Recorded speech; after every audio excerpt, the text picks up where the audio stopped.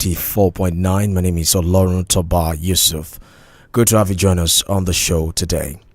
Now, the dusty high school football field that was supposed to be the scene of some Christmas funfair on Wednesday now echoes with the memories of a tragedy. It was there that 35 children died on Wednesday, killed in a crush after thousands had turned up on the promise of free food at a Christmas funfair. The everyday object abandoned in public served as a reminder of what was lost at the event. Now, the chance to spread some cheer in these economically strained times must have seemed like a good idea to those behind what was advertised as a funfair. The organizers, a local radio station alongside a charity reportedly owned by Queen Naomi Ogunwusi, the ex-wife of the Ooni of Ife, a revered traditional monarch, reportedly said they would distribute food parcels and other freebies to the first 5,000 people who turned up at the event. Some families reportedly traveled up to 90 minutes and arrived before sunrise on Wednesday morning so as not to miss out in the freebie. Reports say that the crowd exceeded about 5,000, with many attempting to force their way through the school gate, while parents, etc., have tried to scale the fence surrounding the compound to also gain access. Within hours, pandemonium reportedly swept through the crowd, and some of the children got knocked down in the ensuing frenzy. The organizers are now reportedly in police custody. The police alleged they were not informed about the event and were not able to advise on crowd control and safety measures. The president, Bola Tinubu, has also sent his message, condolences to the state government, ordering that an investigation to be done to ensure that those behind it will be brought to justice. For some, it highlights the level of hunger and poverty in the land. For others, it brings to the fore the issues relating to event management, crowd control, and prioritizing safety and security of people in the country. Let's start off with an excerpt from an interview granted by the police public relations officer in Oyo State, Adewale Oshifeso, after the horrible incident. We also listened to an excerpt of the deputy governor when he was speaking after he visited the scene of the incident during the week. We also listened to an excerpt of Queen Naomi herself when she was announcing initially the event and the modalities of it. Take a listen. First, the police PRO. Received the news, with so much sadness, because we understand that we are in the Yuletide period, and of course, this kind of season is characterized by funfair, happiness, and gladness. Straight to it, on Wednesday, 18th December 2024, a children funfair event was organized by Wings Foundation in concert with their media partners. The projected capacity of crowd that they expected exceeded, and a stampede ensued. As a matter of fact, the program had not even started properly when the process started, and sadly, we recorded as a command 35 minors, dying, and of course 6 being critically injured, and presently responding to various medical interventions. Investigations are in progress, but from the preliminary findings, it was discovered that at some point the fare, because they were supposed to go in with a token, at least a minimal fee and all that, at some point the prices were slashed, and later some had the opportunities of going in free. So at some point, something must have gone wrong as regards some sort of agitation. In this case, when it comes to crowd control, anything could have triggered it. It could be excitement, it could be fear, it could be panic. And judging from the space, which at the end of the day, we discovered that the crowd that got into that place, which was not the originally planned number, could have also contributed to the stampede, because those going in actually did most of the damage to those already in the perimeter.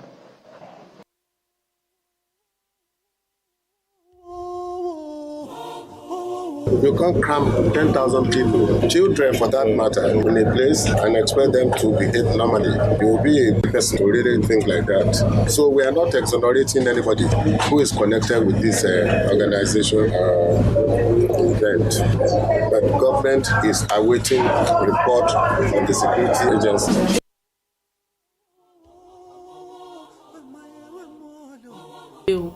This is me inviting every Ibadan child. We are targeting 5,000. That's our target. So once it's 5,000, we may not be able to accommodate. So I love children. I love being around children. There's just something about them. Their purity. God loves them. They don't, you can't find children hating on another person. They are those children. And so because of that, let's come together and support them. We are going to Ibadan this time. It's actually, I must say that Ibadan is the biggest and largest city that we have been to in Southwest. So it's the first of its kind for us. Yes, we've done several outreaches, but this time around, it's Ibadan. And you know, we are expecting God to come through and come big for us. We are coming.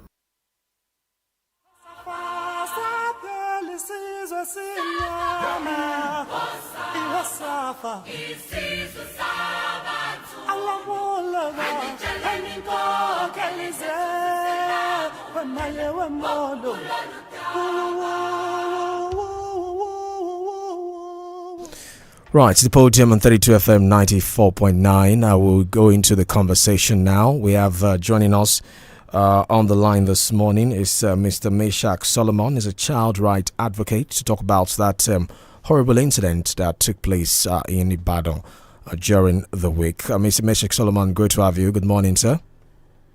Great, it's a pleasure to be on the show as well. Yeah, and then we have Prof. This is a panel discussion, so we have two panelists joining us on the conversation. Professor Remi Ayede is with us. He's a professor of political science in the University of Ibadan. Prof, great to have you. Good morning, sir. Yeah, good morning, and it's a pleasure to have you on the podium this morning as special guest, and good morning to our listeners. Right, it's a very sad one, your state at the moment. In fact, the governor has also said that his birthday celebration this year is not going to be happening in honor of the victims, children who died at that fun fair. Let me start with you, Mr. Meshach Solomon.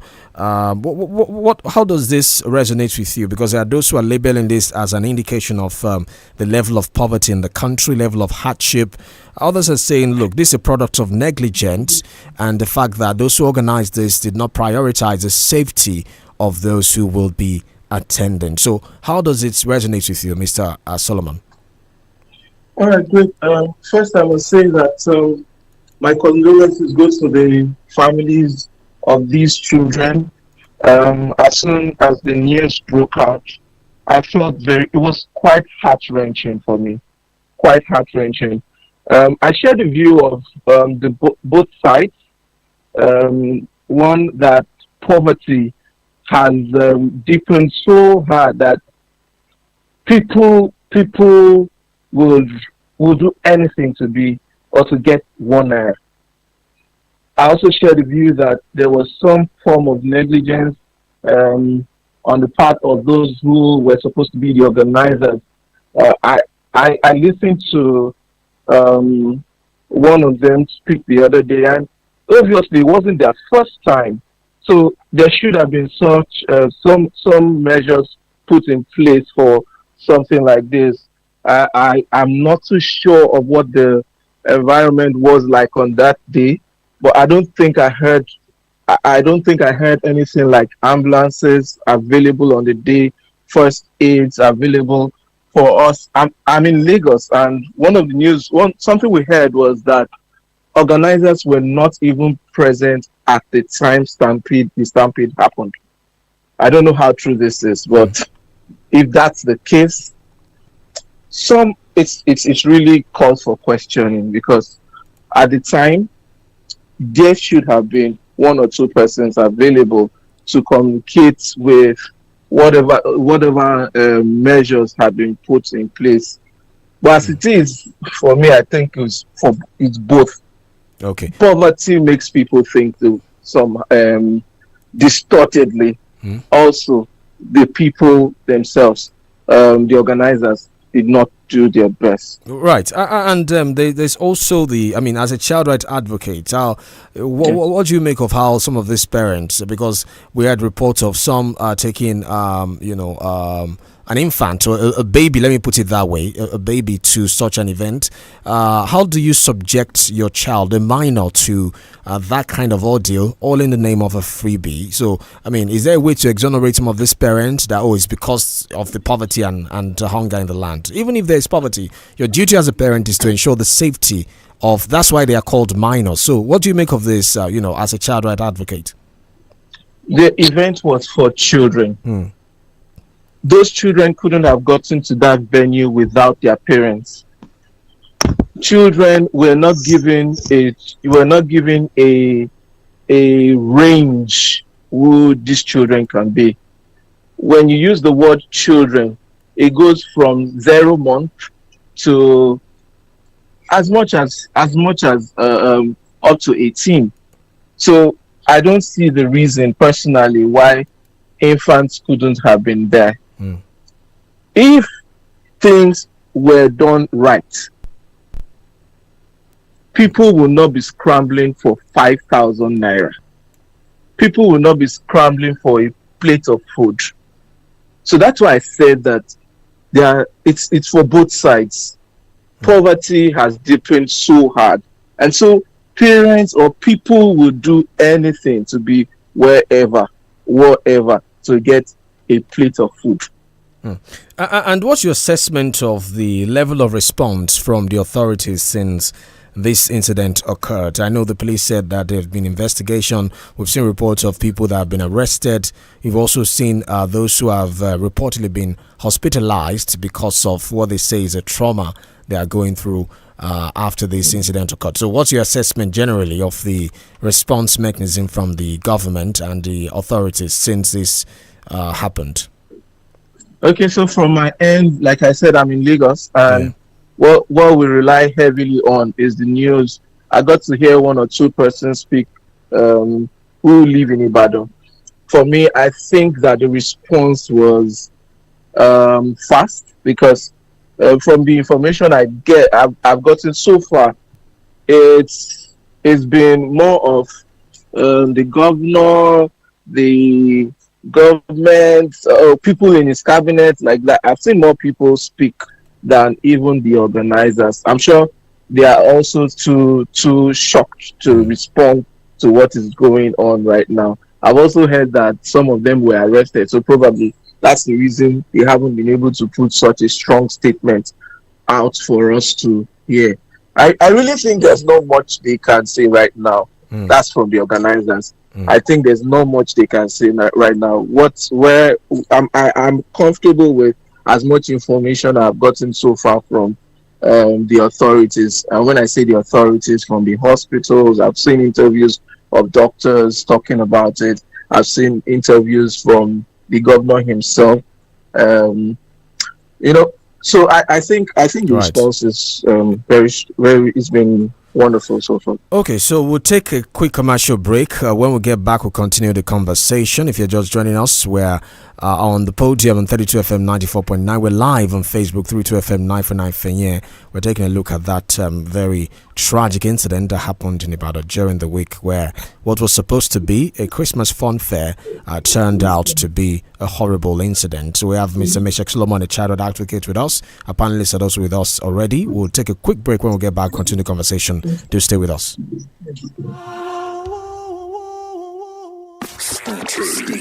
Stay tuned to 32 FM 94.9.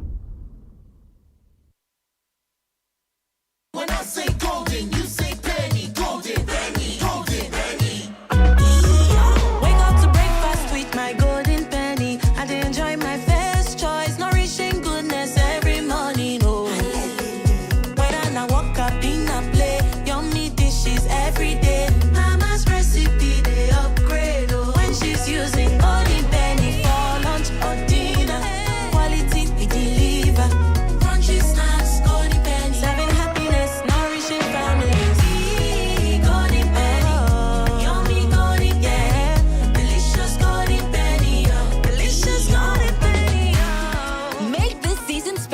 with Golden Penny Foods. Enjoy delicious meals that bring joy, warmth, and love to you and your loved ones. Season's greetings from Golden Penny, home of good foods. Serving happiness, nourishing families. Yum! Gbálẹ̀ ní bàbá wọ́sẹ̀. Awífún ni kó tó dání kì í ṣẹgbẹ́ ẹni tó sangun. Onírúurú àrà láti dá lórí ìkànnì 32FM ti ṣayé ní àhín. Gbogbo àwọn ìgbàlódé ń náwó ẹ̀fọ́ nítorí pé àwọn tí mo dó mú. 32FM 94.9 tún gbọ́dọ̀ ẹ̀bùrú yọ. Èyí tún bá wọn lójijì. Ìlú lẹ́gbọ́ tèmi ẹ gbọ́dọ̀ wọ́n mi. Àkọ́tún Lọ́tàfẹ̀s tí a fi ń tẹ́pẹ́pẹ́ àlùjọ múnú ẹ̀yin olólùfẹ́ dùn láti gbàdégbà tún ti ṣẹlẹ̀. Lọ́tẹ̀ yìí àlùjọ tún máa látọwọ́jú Fámi àti Gbansala nígbà tí Paramount King of Fuji. Alhaji Abbas Akande Obechiri ọmọlápàlàpà pátọ̀ síbẹ̀. Bá ń fi siwa alákìyẹmí ara. Kọ̀ǹgọ́ọ̀lù abojú àwọn takọ̀tàbọ̀ á sì tàdírẹ́kẹ̀. Àkàìmọye àwọn ajánifọ́sọ̀dún ni yóò wà níkàlẹ̀ lọ́jọ́ kejì ọdún kérésì fún àlùjọ ọdún nínú gbàgede ti Race Course Service Theatre lẹ́kàn Salabi Stadium nílẹ̀ Ìbàdàn. Lára wọn ni wòlíì àgbà, remote, MC package, MC Imperial, MC Obama, MC Captain àti àwọn ìràwọ̀ tá ìgbọ́tẹ̀ ìgbádùn lórí ìkọ̀dẹ́ lẹ́rìí bọ́sọ̀rọ̀ 32FM 94.9. Live band pẹ̀lú mi MP3 ó wà ní standard lọ́jọ́ náà lọ́hùn tó fi mọ́ fabulous PC. Ọ̀fẹ́ lówó ìwọlé torí pé aníkádùn yìí nínú gẹ́gẹ́ bí orúkọ wa ni. Àwọn alágbàtẹrù ni Pernod Ricard àti Zenith Real Estate pẹ̀lú ìrànlọ́wọ́ Bubbledge Evergreen Sheet. Àríyá ọjọ́ kejì kérésì ìta pè ní Laughter Fest pẹ̀lú 32FM. Lẹ̀kọ̀ síbẹ̀ lórí 32FM kí eke gbogbo rédíò lọ́rùn pẹ̀lú yìí.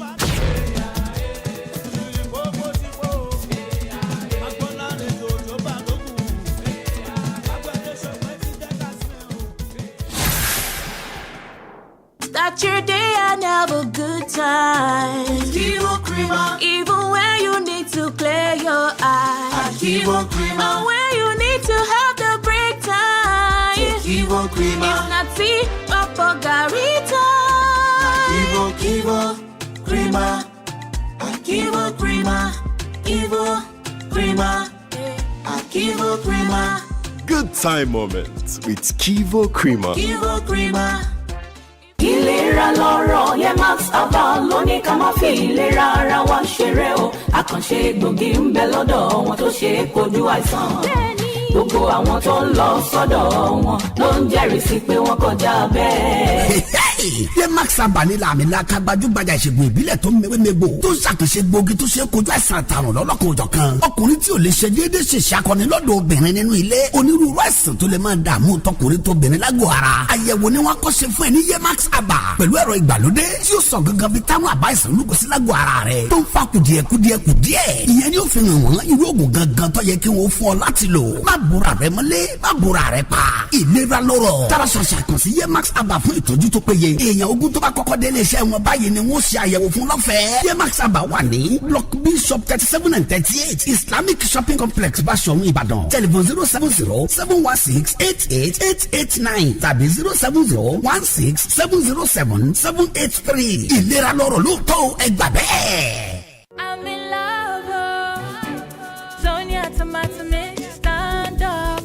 Is it to open? Is it to squeeze? Is it to scoop and is it to stir? Sonia tomato mix in a new stand-up pouch. ṣọ́ra fóònù tiẹ̀ ló wá sọ títí tó o tún ṣe síbẹ̀ tí kò gbọ́ tó jẹ́ káwọn ẹnjìníà máa sọ ẹ́ di jẹunjẹun wò ó má jẹ́ kó tì sọ ọ̀rẹ́ wa torí àìrìn jìnnà láìrábùkẹ́ ọ̀kẹ́rẹ́ jẹ́ mú ẹ lọ sí iléeṣẹ́ tó máa yí nìke fóònù tí wọ́n bá sọ fóònù rẹ di tuntun ní kíákíá ká lọ sí Real Phones Repair and Unlock Services. Real Phone Repair and Unlock Services ọ̀gá ni wọ́n nínú ká tún fóònù ṣe ká sòkú fóònù dá láàyè tó bá wá jẹ́ pé ẹ fẹ́ unlock fóònù ni ọ̀gá ni lásà Real Phones kó tún jẹ́ screen problem ni wọ́n ní gbogbo àrùn kárùn tó bá ń ṣe fóònù rẹ ní Real Phones abẹ́ ìgbéyẹ̀wò tí wọ́n sì sọ fóònù rẹ di tuntun. Iléeṣẹ́ wọn wà ní number 35C Nipos Shopping Complex ládojúkọ Cocoa House Ìbàdàn. Wọ́n wà láti wọlé géètì wọ́n tún wà lápọ̀tún rẹ̀ gẹ́lẹ́ tó bá ti wọlé tán. Ẹ lè pè wọ́n sórí 0706-436-8169 tàbí 0809-695-7878. Real Phones Repair and Unlock Services ojútùú sí gbogbo ìpèníjà fóònù rẹ.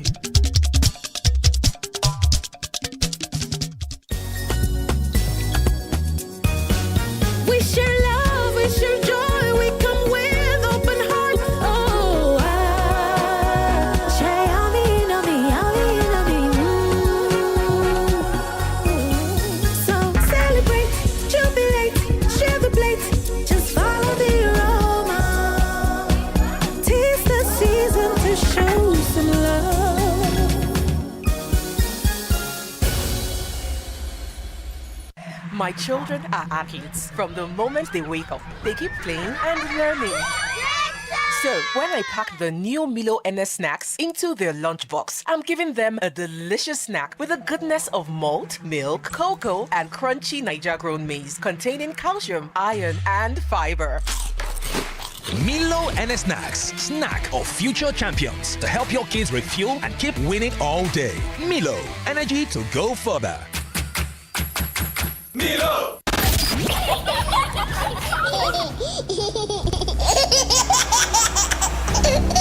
Ho, ho, ho! Yes! It's the Laughter Santa season!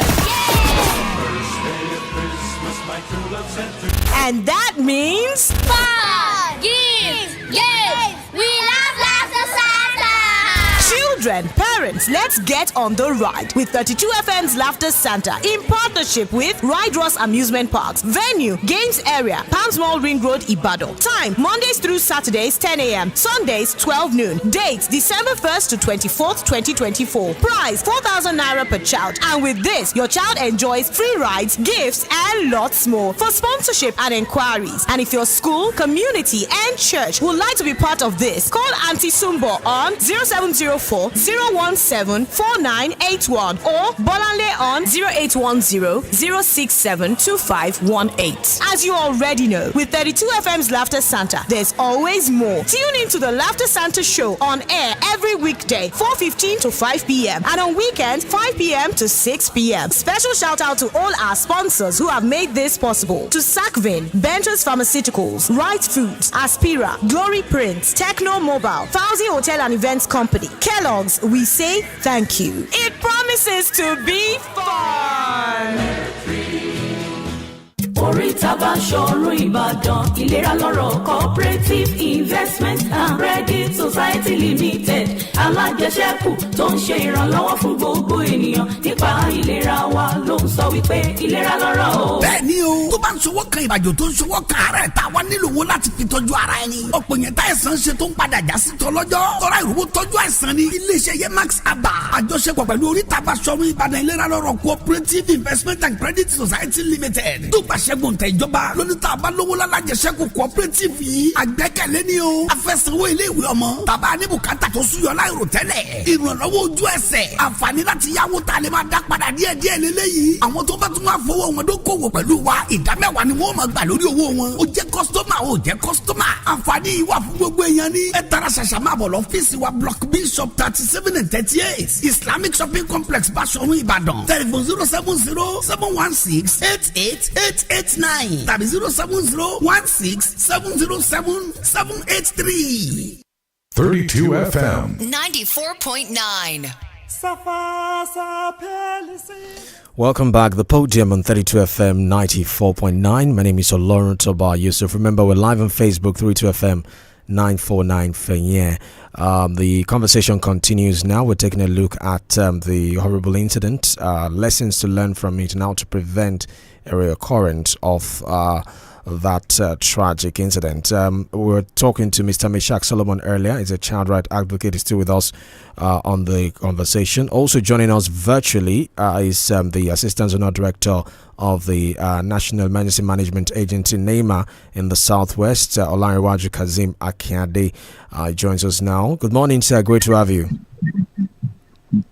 Good morning. Yes, sir. We struggle with our friends. Hello, can you hear me, sir? Good morning. Right. Okay. Our second panelist is also with us, Barrister Ogunala. Barrister, good to have you. Good morning. Yes, Toba, good morning. I say wonderful morning to Nigeria. Prof, it's nice to have you with us. And I also say a happy Hamatan morning to our two guests. All right. Let me go to the Assistant General Director of NEMA. I don't know if you can hear me, sir.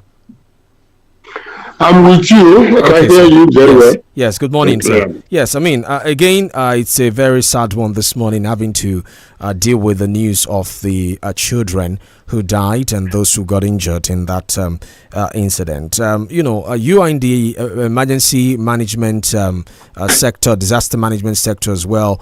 Talk to us about, what is supposed to be done, when you are organizing an outdoor event like this, of this magnitude, you are inviting a huge number of crowd. Is there supposed to be a protocol that must be followed before something like that is rolled out? And, when something like that, like this happens, people always point to negligence of the organizers of the event. So give us a general sense of what usually happens before an event of this magnitude is organized. Well, thank you very much. Oh my God, nice being here on the station. Actually, it's just unfortunate that we experience such incidents in the battle. I believe the organizers of the program did not follow the right steps before these programs. Preparedness is the key, and most times when we fail to prepare, we are expected to find ourselves in disaster. It is expected for any gathering to get approval from the government before they do anything. And most times, when you get that, before getting that approval, there are relevant agencies that need to give other approvals. What type of risk analysis did they carry out before they get that approval? So I think the onus is on the state government. NEMA, on our part, is a coordinating agency where we expect every agencies, every stakeholders to have done their part. Security-wise, after the risk analysis, the approval granted, which ministry is the lead agency, and stuff like that. But I wouldn't know if, because up till now, I don't think I've had any information contrary to what the state released, that the organizers went through all these procedures before the program got approval. For you to deal with 5,000 children, even 500 children, they need to consider a lot of things. The venue, they need to even check the health situation of the environment. What of in terms of security? How safe is the area to contain this large crowd? And most importantly, the information on that program, which I believe everybody must have heard on the news for like a week. It's been running like that for over a week. And I don't think with the announcement on the radio, nobody will believe all the procedures were not followed. So that's just unfortunate that it happened. And NEMA on our part, we are still working with the state government to see how this type of event can be curtailed in case of future programs. Okay. So that's that. Yes, and still staying with you, sir. We've had similar cases like the Stampede, in the past. There was one, I think, in 2013, a church program in Anambra State. There was a political rally in River State in 2019. There was another one sometime in 2021. So I mean, there were stampedes on some of these occasions that I just reeled out to you. So what does it say? Because it's not like it's new. We've had cases like this before. So what does it say about us? Is it about a lack of preparedness or poor management culture in this country, for us to be recording this kind of event, at least once in every 2 years or thereabouts in different states? At least in 2019 happened, in 2021 it happened as well. Now in 2024 is happening, and this one is, as people say, far worse. Having to see parents mourn the death of their children. Yeah, thank you very much.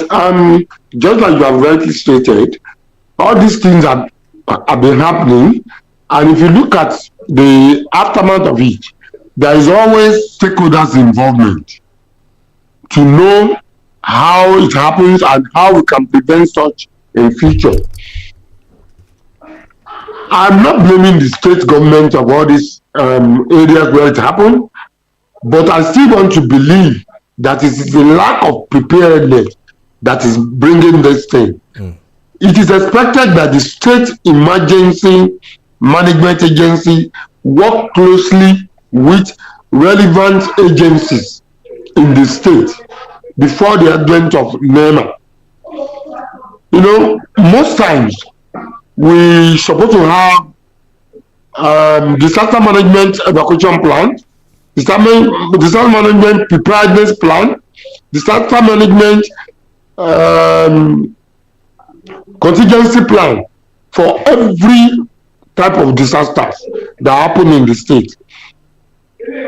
So, and I believe most states have this, while majority of the states don't even have it. But NEMA is not resting. We are still making sure that we contact the state government through their state seminars for them to have all these policies. To me, I believe before anything can be done, there must be a preparation for that thing. You can't just come out in the day and say you want to go and have a program, a rally, church rally, mosque, or what have you. There will be plans on the way.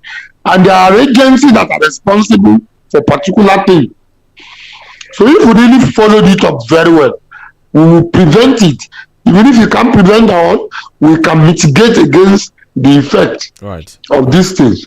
So I still believe we still need to strengthen our preparedness action. So that we will not have this type of problem again. Okay, sir. So let me go to Prof now. Professor Amiade, Professor of Political Science, Department of Political Science, University of Ibadan, is one of our panelists. Prof, you have the floor. Good morning. Yeah.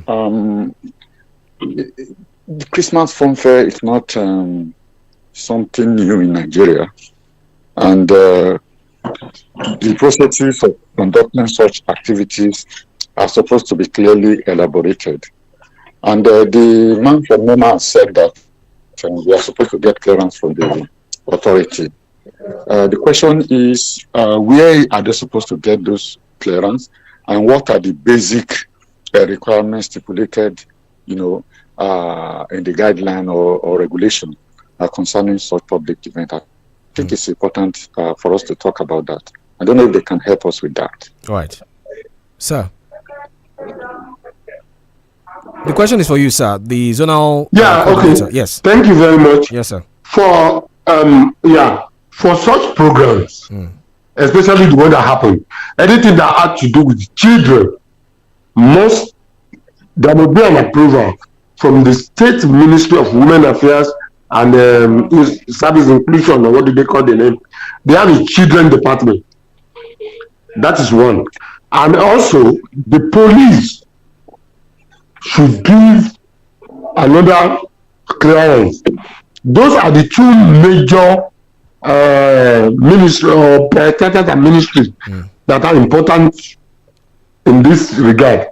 So, and from the inquiries, I learned that the Ministry of Women Affairs did not even get the information at all before this program took place.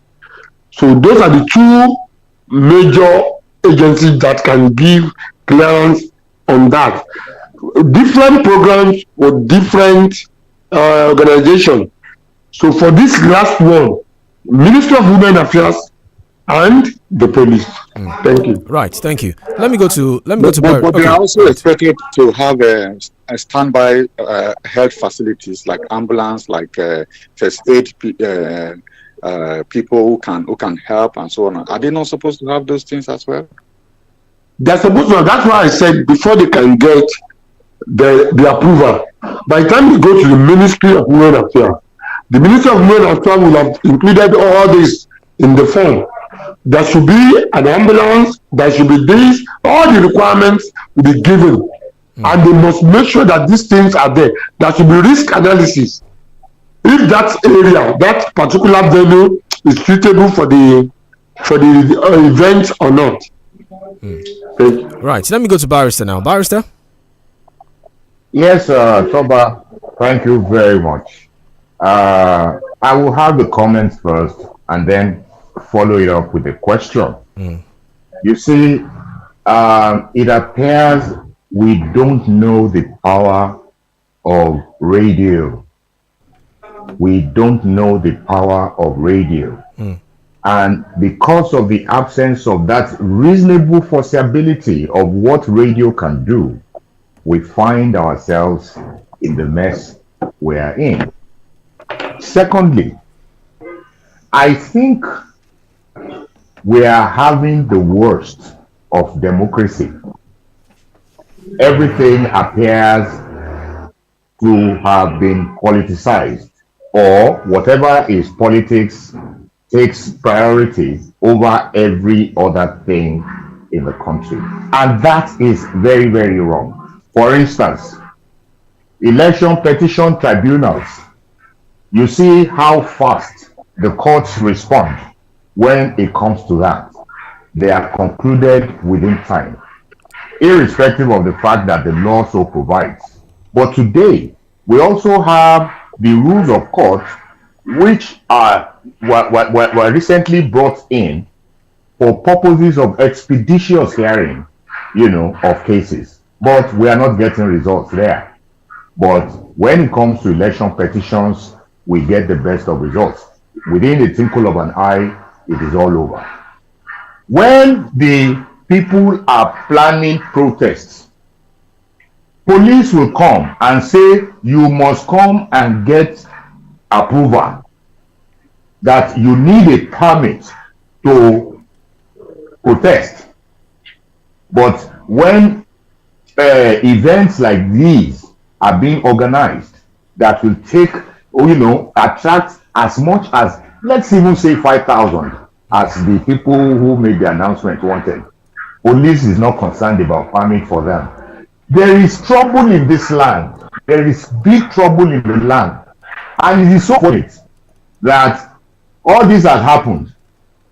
The one that ought to be held culpable, the federal government has made the Inspector General of Police to head the panel of investigation, when they are the ones to be investigated. These are some of the problems that we are having in this country, and it shouldn't be so. When you have events of this nature, police ought to be, in the forefront. You are calling on people to come over. Let me cite a very good example here. The wrong use of radio. We have seen in this country organizations with intent to defraud the people using the radio to advertise, whatever product is it that they're selling. And the police is there. They do nothing until Nigerians are fraudulently divested of their hard-earned monies in the game of Ponzi schemes and what have you. We have a problem in this country. For how long are we going to be reactionaries when we ought to be proactive? So I see this, apart from the organizers, I see a lot of problems with the police. If they can come and be asking for permit for protests, why should they not ask for permit for events like these? Because they are in the same mode. You are inviting over 5,000 people on radio. Of course, you should know you will have more than 50,000 people, if not 100,000. But they were all sleeping. It is not a political matter. It doesn't concern them. It probably will not bring them money. These are the issues. These are the issues. And now we are looking at another thing.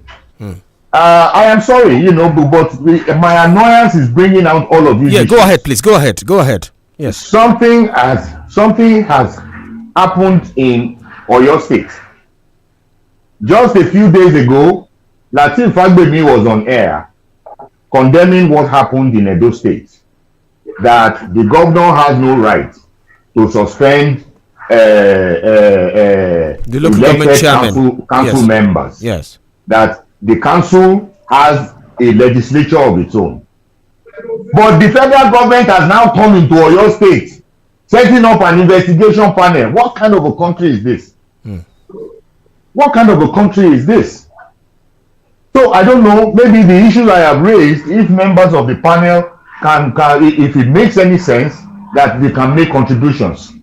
Because I don't think this is the way it should be. Right. I don't think so. Let me go to Mr. Solomon Meshach now. You know, you are a child right advocate. I mean, from what he says the police cannot claim to not have heard about it. No, they hear about protests and they tell protest organizers that you have to get a permit, you have to do this and that. But this time around, you know, he's saying even if the organizers did not approach the police have a duty to protect citizens of the country. That's the priority of an institution like this. So, I mean, can we exonerate the police from this and say, well, if the organizers did not inform them, how would they have known about it or prepared for something like this? Mr. Solomon. Capital letters, no. The police cannot be exonerated. I strongly agree with the barrister.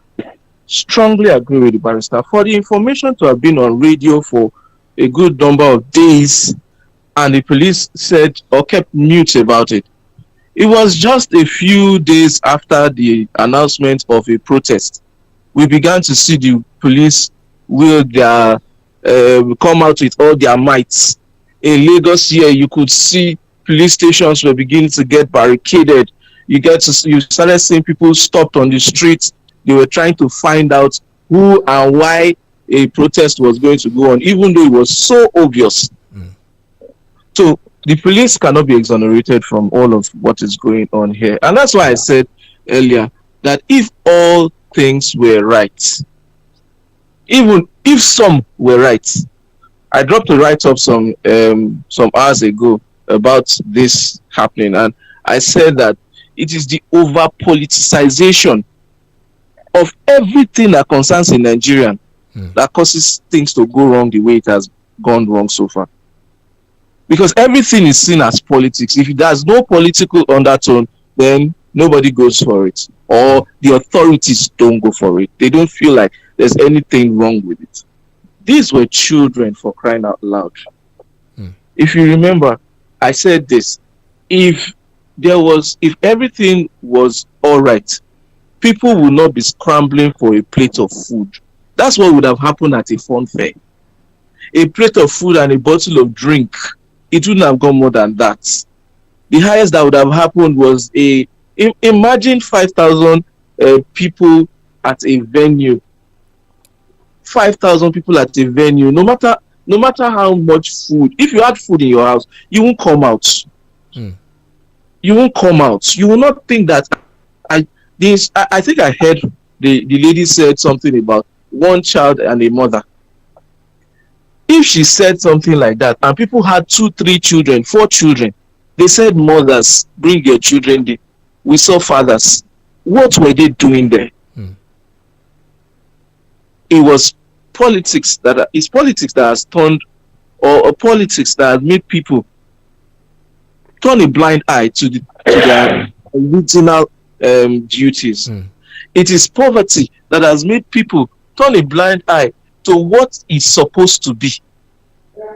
But now we do not just have the poverty, Mr. Solomon, in the pockets. It's now in the mind. Mr. Solomon, you know, when you say poverty again, they said people traveled, you know, from different places outside of Ibadan, you know, because Oyo State is a very big state, and some of them would have spent, you know, thousands of naira on transportation to get here. So the question again is it really about poverty? Because if they had used the money they would spend on transportation to stay in their houses and buy whatever food, they would have had their own fun fare. So there's also the angle of contentment in there as well, and discipline for the people that got affected. So let's also look at this. I said earlier, poverty is not just something about your pockets. It's also a mindset. Or for me, it's even more of a mindset than it is a pocket issue. I agree with you. So many of us now, like I told somebody when this happened, this was not 500,000 naira. This was not 50 million. So why will I spend my money going to a place where I would only get a plate of rice? A plate of rice will not cost more than 3,000 naira. And some of these people would have spent more than that going to this environment. Yes. So it has gone beyond our pockets. And that's where politics comes in as well. Politicians are not helping us to understand what we should know. They're about their private pockets. They're about themselves. And it's disheartening because it's beginning to touch the next generation. The next generation is being affected. 37 or I don't know what the figures are 35. Today, but 30, 35. 35 children gone is quite a number. And the truth is this: these investigations will go on, these committees will be formed, and after now, we will still have nothing being done about these cases. Like you mentioned, we have had not one, not two, not three, and it's beginning to look like it's a yearly occurrence. Stampedes must happen. Check out a lot of these places where these stampedes are happening, or where these stampedes have happened. It's the same thing. It's the same mindset issue. It's the same mindset issue. Mr. Solomon, I mean, you are a child right advocate. I mean, what does this say about the Nigerian system, how it prioritizes the safety of children? Because we know what happens in some of these advanced countries, that even children get taken away from their parent if there's a perceived indiscipline or negligence on the part of the parent. We've had different cases like that where the social services will withdraw the child or the minor from the custody of the parent to putting them in custody of the state to protect the child. So again, to what extent does this show the how the Nigerian state prioritizes safety of the citizens, especially minors, the way this event was handled and the way these children just gone like that?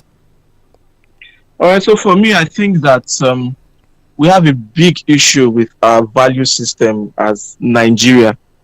Now, I'm not saying Nigerians now. I'm saying Nigeria. Nigeria itself is not placing as much value on its citizens.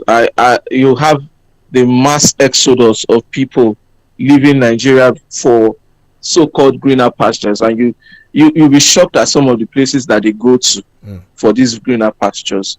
I recently heard of Nigerians that needed to be evacuated from a place like Sudan, and I'm wondering, Sudan?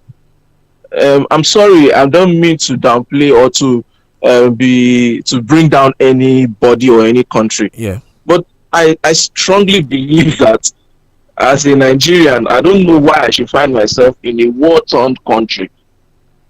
In almost all my life, I've never heard of a place of that country, for instance, without a war. And I don't know why Nigerians would want to go to such a place. So, I like I said, it is the value system. We have not placed so much value on a Nigerian. So, speak more of a child who is a Nigerian. A Nigerian is not happy he is born into Nigeria. We've heard it in jokes. We see it in skits where people want to talk about how it's so nice to be an American. It's so nice to be an English person who give an eye and an arm to belong to one of these countries. So until Nigeria begins to place priority or values, or we begin to see values. I drove in from Ikorodu a few minutes now, and a lot of what I saw on the road, I was just shaking my head. Like, why would we have streets without street lights, highways without street lights, in a day and time where we have solar energy? Why? And these are major roads. Is that not setting us up for accidents? I left my house at 5 a.m. and I had to rely so largely on my headlamps on the highway. So until Nigeria begins to place priority on setting or on its people, these kind of events will happen again and again. Right. Let me go to the Assistant Zonal Director of Southwest, Mr. Akande. I mean, when you see this kind of disaster happen, what's the protocol in managing it, especially when you don't even have certified emergency responders or first aiders on ground? So when there is a stampede, of course, we see that there is panic. Does this show that people also need to be enlightened as well as to how to handle the situation before the relevant authorities or the paramedics get on ground to attend to those who might have been injured or be affected by the incident? Yeah. Thank you. Yeah. I want all of us to know that disaster management is everybody's business. There are enlightenment programs, sensitization and awareness program going on. Most times, from your statement, yes, that we don't have enough response agencies. I would not agree with that. Okay. Because I believe when it comes to disaster management, even all of us here, we are responders. It's just that we need to know what to do at the right time to save lives. We have volunteer schemes right from secondary school to the policy making level.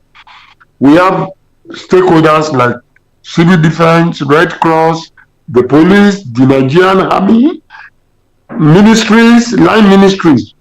We have workers there that are responders. And part of the volunteering scheme is the training of grassroots emergency volunteers, which we have in almost all the local government to be handled by the state.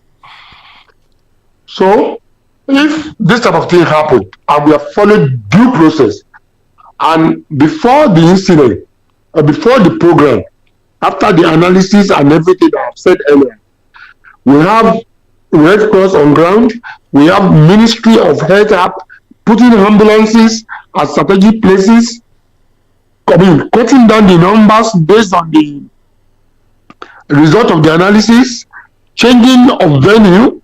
I don't think we're going to have issue. Because there's no way, if we have those people on ground and it's by chance it happened, we're going to have, lesser people that will be affected. In fact, most of this program, if they have gone through the right procedure, you discover that the police or any other organization involved, the stakeholders rather involved, will be in charge of one thing or the other. From what we rightly gathered, and somebody has mentioned it, people came all the way from outside Ibadan to sleep over. And I remember very well that morning, somebody was saying on the radio, I think at 𝐔𝐈𝐒 FM, that there was an announcement that people should go back home. And knowing fully well that poverty is on the line, nobody wants to go back home. So it's not right. Even the health condition, like I said, if our relevant agencies and stakeholders have been on ground, that venue, I'm not condemning it, but that venue, when I saw the place myself, it was a dusty area. Dusty. Most of these children don't even know their health condition. Some are asthmatic, some are having other, Yeah. In this period that we're even talking of COVID, another COVID cases, such number is too high for that type of environment. It is not done. Right. So okay. I believe all of us have responsibility when it comes to disaster management. Right. So if, just like one of us said, this thing has been on radio and the announcement is just not just one day announcement. Everybody, somebody somewhere will have said this thing must be stopped, especially those that are involved. So I think it is all of us that have one thing or the other to do to be able to achieve the best for this country. Right. We keep on blaming organization will not work. But if we do our own part, this thing will not happen. And if it eventually happens, we are going to have a very, very minimum number of affected victims. Right. Has there been any communication from the maybe State Emergency Management Agency to NEMA in terms of, at the time it happened, in terms of managing the disaster and reducing the number of casualties? Was there any kind of communication between your agency and the Emergency Management Agency at the state level? Yes, we are working together most times because when it happens, we are the one to even call them or they call us. Information is very important. And that time when it happened, it was even the police, the civil defense, and the Red Cross that called on NEMA. NEMA is, like I said, just a community basis. Ours is just to be there, participate in the rescue, at the same time contact all other relevant agencies to come to our aid. The state government really tried, based on though it was after the event has happened, the provision of health care to those that were in the hospitals and the rest. In fact, I witnessed a very unfortunate incident that day, and I have been by myself.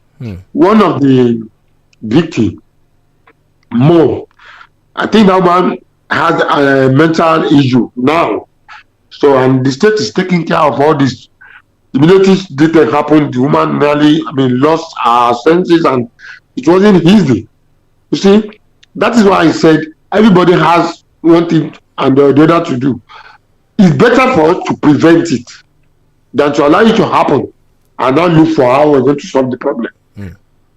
Okay, let me. So the state government, in fact, as I'm talking, this weekend, tomorrow we don't have weekends, we don't have Mondays, we don't have disaster management cases. There are meetings, there are programs, there are, investigation is going on according to the state, but we on our part, working with the state emergency management agencies, with all the relevant stakeholders, are having a forum, online forum and even physical, to see how we can curtail this in future. Right. Let me go to Prof now. Prof, Barrister made one very important contribution earlier about the power of radio. What lessons can we learn from this in terms of not underestimating the extent to which radio can go? Because this announcement was made over the radio, and look at where we are now, 35 children gone just like that. I remember the role radio played in the Rwanda issue, the role radio played in the election crisis in Ondo State, between Omobori and Adekunle Ajasi at the time. So, what lesson can we learn from here in terms of ensuring that we do not misuse the power of that communication tool and the extent it can go in leading to a tragic incident like this?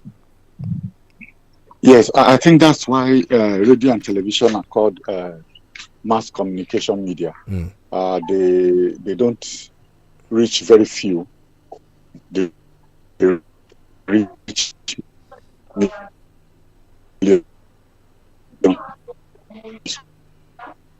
Oh, hello, Prof. I think your line is breaking. Hello, Prof. Can you hear us now? Looks like Prof's line is breaking. Hello, Prof. And they describe that function as. Can you hear me? Yes, your line broke. We lost connection with you for like a minute there, so we need to recap. Yes. I was saying that when you use radio.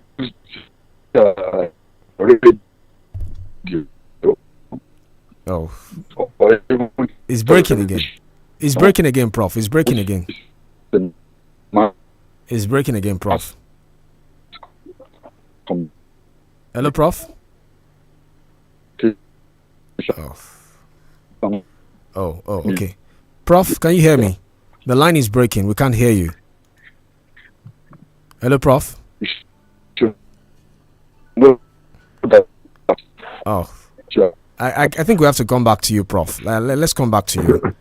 Let's come back to you. Barrister? Yes. Toba, thank you very much. Toba, there is another issue I would love the panel to take another look at. Is it appropriate for the police to go out and start arresting people even when they are here to conclude their investigation? We don't appear to be running this country as unfounded on laws. Why would you go and put those people in detention for what? For what? So what happens if at the end of the day they are not found culpable? You would have punished them for nothing? Or government give them compensation? This is something that has gone wrong. I won't believe that in an advanced society, civilized society, police will go and be conducting their investigations. Not that you go and clamp people into detention like a Gestapo run country, as if you are Nazis. I don't know what the panel thinks about it, but I think, in my view, I think that is wrong. You just go and pack people and then put them inside detention, and then you say you are conducting investigation. So why have you passed judgment when you have not even concluded your investigation? Okay. Let me see if we can go back to Prof so you can finish his thought. Prof, are you with us now? Because the line was breaking throughout. We didn't get your thoughts clearly. Hello, Prof? Hello? Oh. Is it better? All right, I can hear you now. So we didn't hear anything. Everything you said, we couldn't hear you. So I don't know if you can just help us summarize your thoughts, Prof. Hello, Prof. Okay.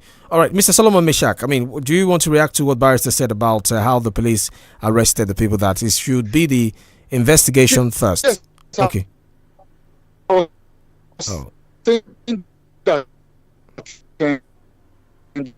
Oh, Prof, the connection is bad. The connection is so bad. All right. I think it's the Hamatan. Is it better? Okay. Okay, I think it's better now, Prof. Okay. Yeah. Yes. So I was saying that when you use radio or use television, you are using the mass communication media, and you reach millions of people at the same time and effectively. And also that when you pass messages across like that, you should be conscious of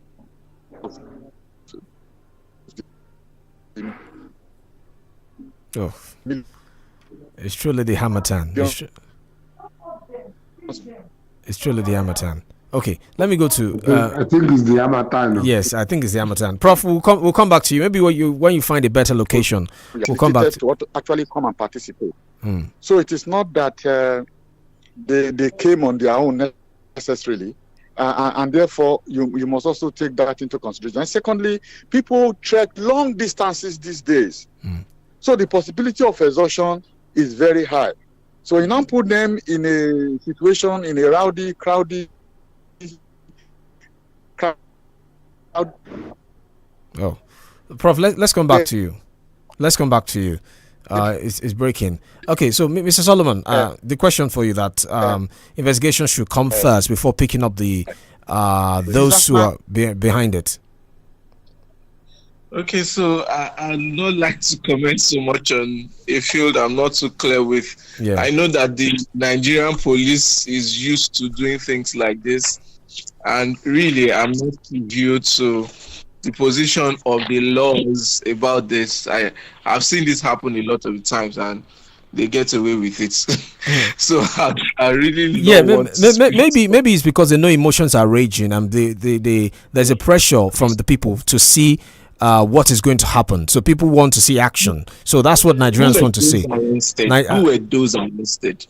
Who were those arrested? That's why I said I'd rather not speak so much about it. Who were those arrested?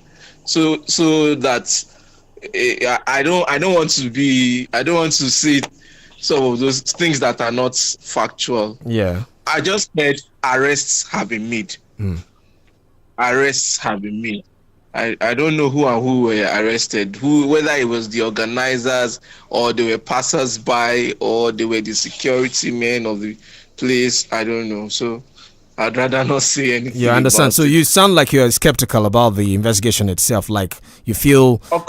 Yes. Of course. I said earlier that the end of all of these investigations will end up with some paperwork and no implementations and no executions. Nobody will be brought to book. Nothing will happen. We've seen these happen, or some of these kind of happenings over the years, and nothing has changed. But shouldn't a child rights advocate like yourself take this matter up, especially for the sake of those minors whose lives, got ended just like that? It's painful to live with that, really. Okay, so as a child rights advocate, I do my bit with writings. I have been, and I'm sure that's why I was invited to this. Yes, certainly. Yes. Because I have been writing, and I think that's the best way I can currently say my bit or do my bit helping these children's their dreams. I'm sure they had dreams before they were cut short. Yeah. Their dreams, like fight for their dreams. That's the best way I'm able to do this. Right, bring these kind of issues to the fore. I have been able to. I know I don't want to use the word drag sympathy.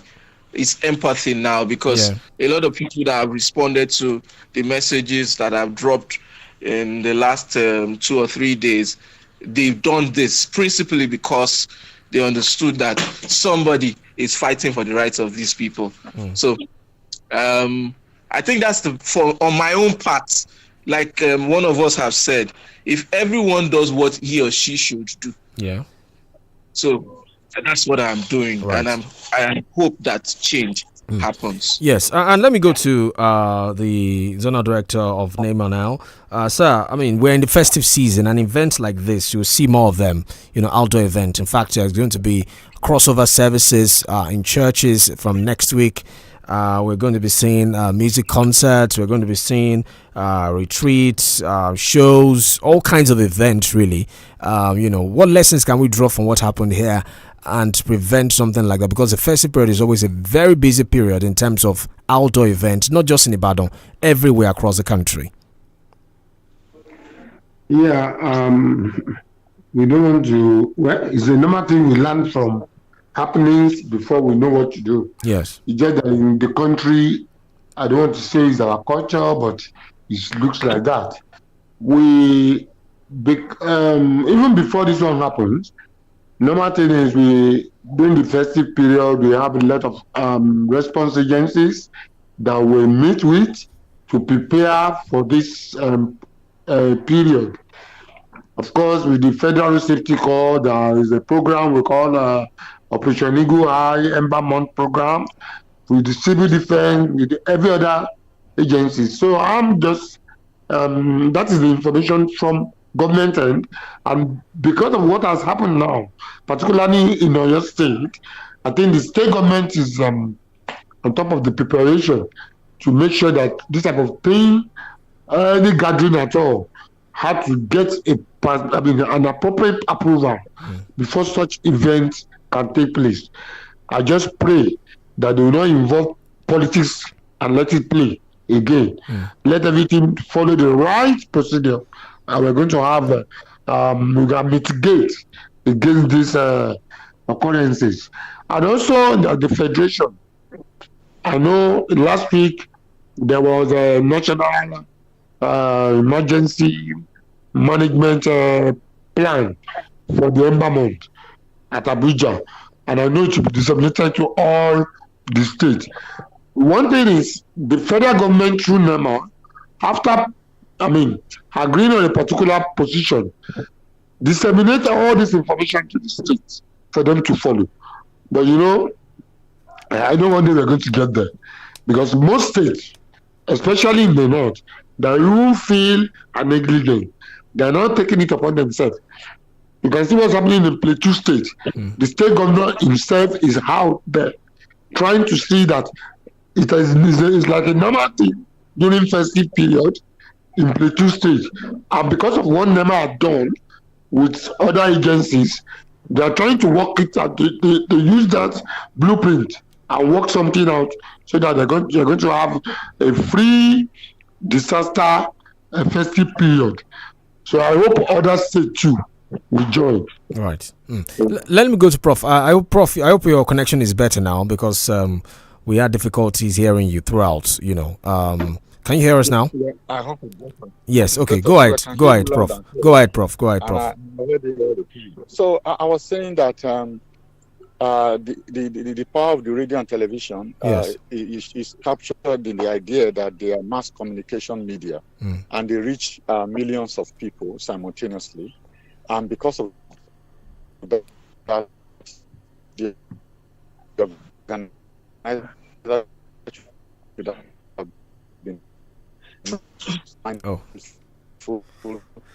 Right. It looks like we're dealing with a serious connection issues with Prof now. Okay. Let me go to Barrister. The event is across. All right. Okay. Hello, Prof. Yes. Okay. All right. Prof, are you back? Looks like he's not back. Barrister? Yes. Toba. Yes. Okay. I want to go back to my brother, the child rights expert. You are very, very competent with the operations of the laws, regarding the rights of children. I want to ask, in a situation like this, don't those children have claims against those who have wronged them, those who brought this upon them? Is there any provision for them to claim against the authorities for the harm they have been subjected to through the negligence of the appropriate authorities?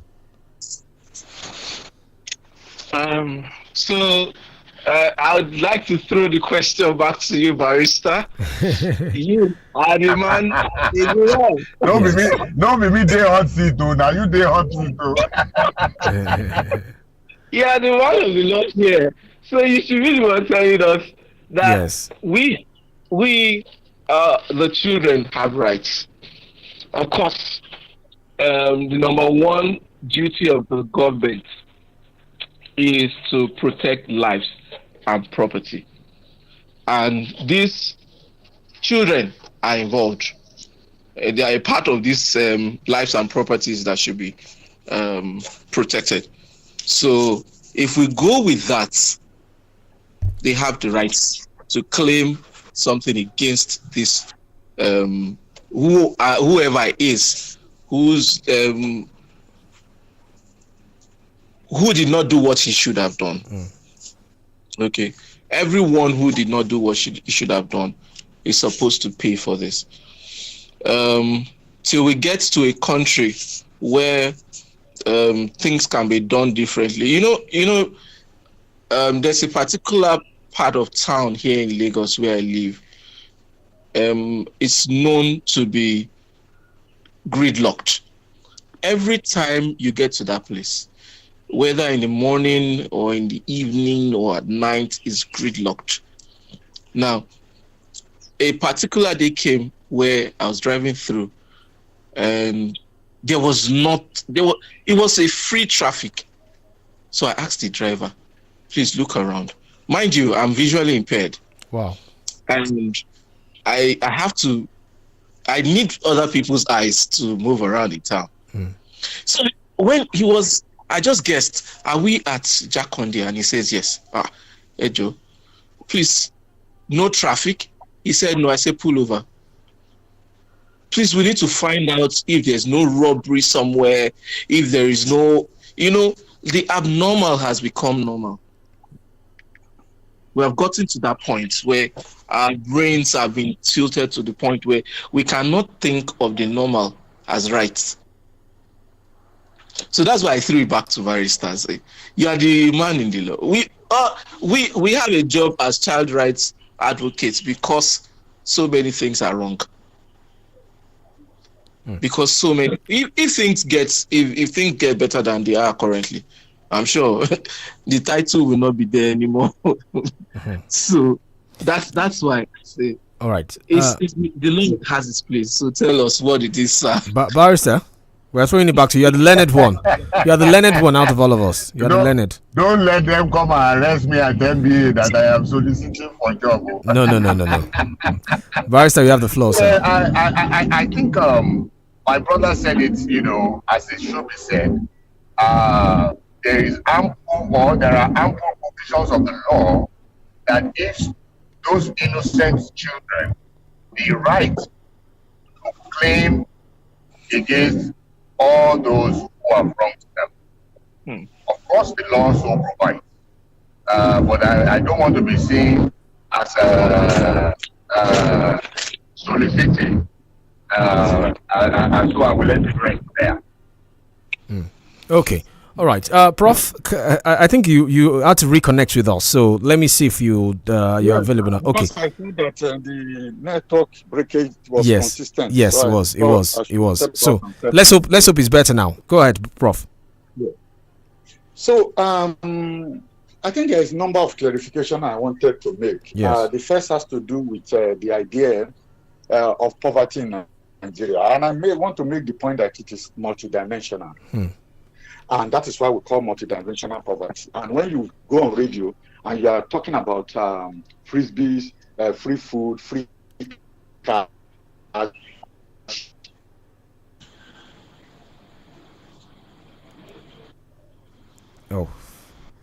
yeah. Looks like we're having the issue again. Okay. Maybe what we'll do is to end the conversation now and reconnect. All right.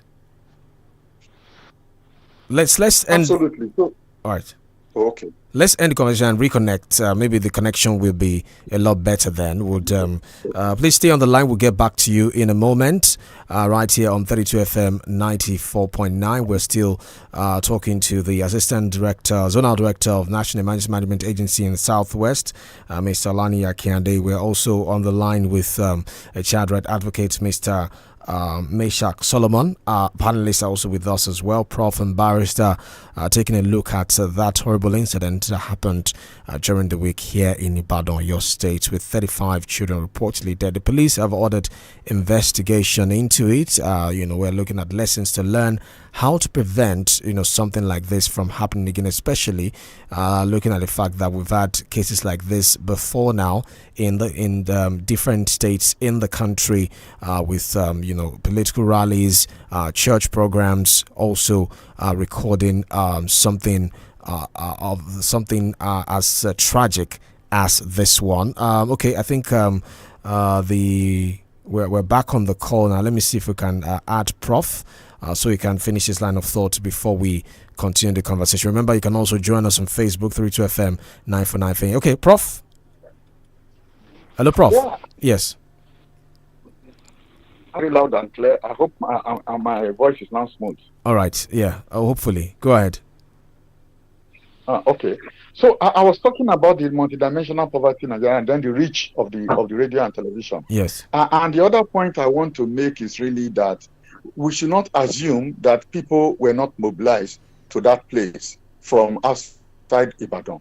And more importantly, people trek long distances these days. And even before they get to the venue, they must be very close to exhaustion. So that all of this added to the very bad situation that we experience. And it's important that from now on, such events must be carefully planned and professionally managed. Because this is not the days where you just call people around. We now have professional events managers. And if you want to organize such a kind of event, you must really get the resources to be able to manage it appropriately. And I think it's also particularly so given the character of the right. Okay. I think I've been able to capture Prof's thoughts. We'll go on a commercial break. When we get back, we'll be wrapping up the conversation with our guest on the line. Do stay with us. We'll be back in a moment.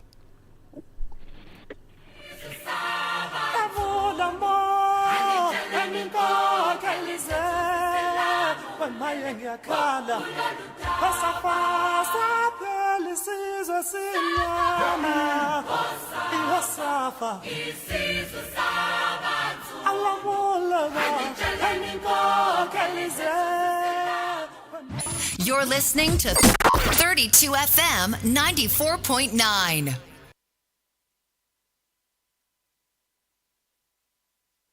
When I say golden, you say penny, golden, penny, golden, penny.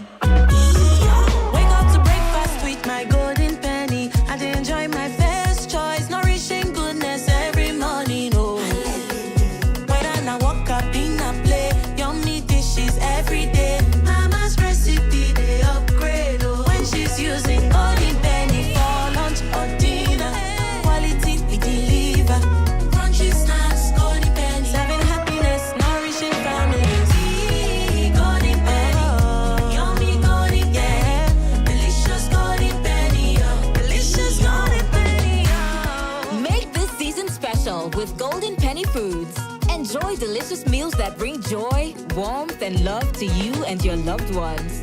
Season's greetings from Golden Penny, home of good foods. Serving happiness, nourishing families. Yum!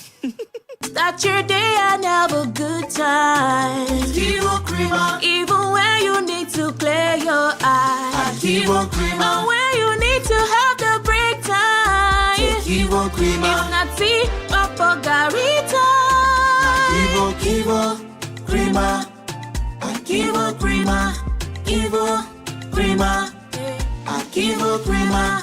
Good time moments with Kivo Crema. Kivo Crema. Is it okay to make fun of our tooth gap? Let's have a talk. Colgate makes your teeth so strong. Stop cover your mouth. Not to do yanga with your smile. Brush your teeth with Colgate. Zero cavities and fresh breath. If you use a Colgate paste. Not to do yanga with your smile. Brush your teeth with Colgate. Colgate, #1 oral care brand in the world. Gbálẹ̀ ní bàbá wọ́sẹ̀. Awífúnni kó tó dáni kì í ṣẹ́gbẹ́ ẹni tó sangun. Onírúurú àrà láti dá lórí ìkànnì 32FM tí ṣayé ní àhín. Gbogbo àwọn ìgbàlódé ń náwó ẹ̀fọ́ nítorí pé àwọn tí mo dó mú. 32FM 94.9 tún gbọ́dọ̀ ẹ̀bùrú yọ. Èyí tún bá wọn lójijì. Ìlú lẹ́gbọ́ tèmi ẹ gbọ́dọ̀ wọ́n mi. Àkọ̀tún Lápẹ́fẹ̀s tí a fi ń tẹ́pẹ́ pé àlùjọ múnú ẹ̀yin olólùfẹ́ dùn láti gbàdégbà tún ti ṣẹlẹ̀. Lọ́tẹ̀ yìí, àlùjọ tún máa látọwọ́jú Fámi àti Gbansala nígbà tí Paramount King of Fuji. Alhaji Abbas Akande Obechiri ọmọlápàlà pàápàtọ̀ síbẹ̀. Bá ń fi síwá alákìyẹmí ara. Kọ̀ǹgọ́ọ̀lù abojú àwọn takọ̀tà bọ́ sì tàdí rẹ́kẹ̀. Àkàìmọye àwọn ajánipọ̀sọ̀dún ni yóò wà níkàlẹ̀ lọ́jọ́ kejì ọdún kérésì fún àlùjọ ọdún nínú gbàgede ti Rescue Service Theatre lẹ́kẹ̀ Salabi Stadium nílẹ̀ Ìbàdàn. Lára wọn ni wòlíì àgbà, Remote, MC Package, MC Imperial, MC Obama, MC Captain àti àwọn ìràwọ̀ tá ìgbọ́tẹ̀ ìgbádùn lórí ìkànnì Adẹ́rìnpọ̀ṣọ́dún 32FM 94.9. Live band pẹ̀lú mi MP3 ó wà ní standard lọ́jọ́ náà lọ́hùn tó fi mọ́ fabulous PC. Ọ̀fẹ́ lówó ìwọlé torí pé aníkádùn yìí nínú gẹ́gẹ́ bí orúkọ wa ni. Àwọn alágbàtẹrù ni Pernod Ricard àti Zenith Real Estate pẹ̀lú ìrànlọ́wọ́ Bubblet Everruby Sheets. Àríyá ọjọ́ kejì kérésì ìta pè ní Laughter Fest pẹ̀lú 32FM. Lẹ̀kọ̀ síbẹ̀ lórí 32FM kí eke gbogbo rédíò lọ́rùn pẹ̀lú yìí.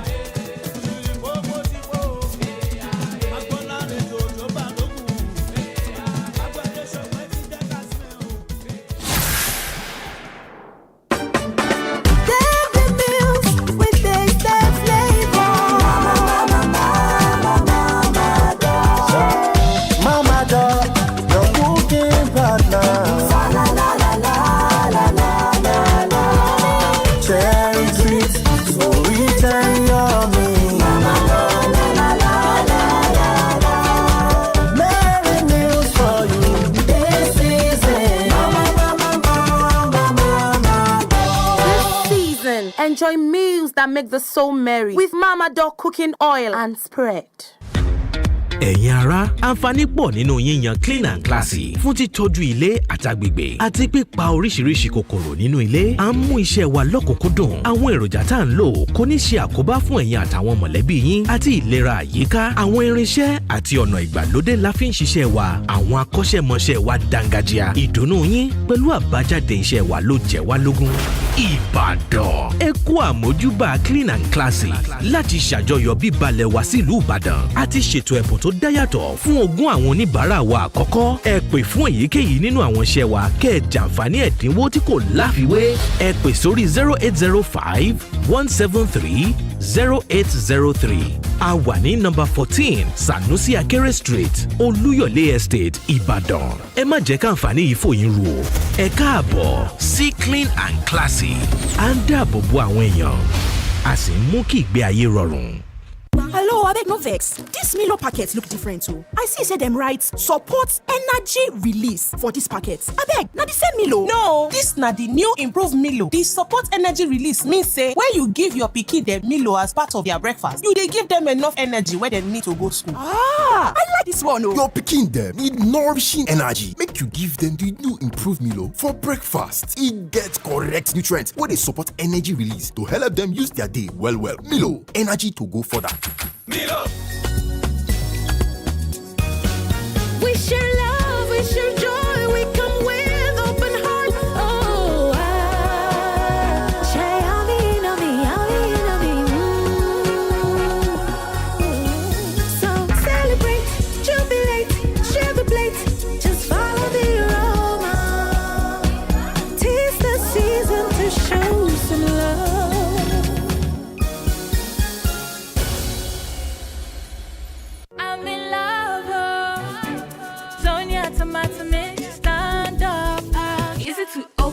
it to squeeze? Is it to scoop and is it to stir? Sonny and tomato mix in a new standard pouch.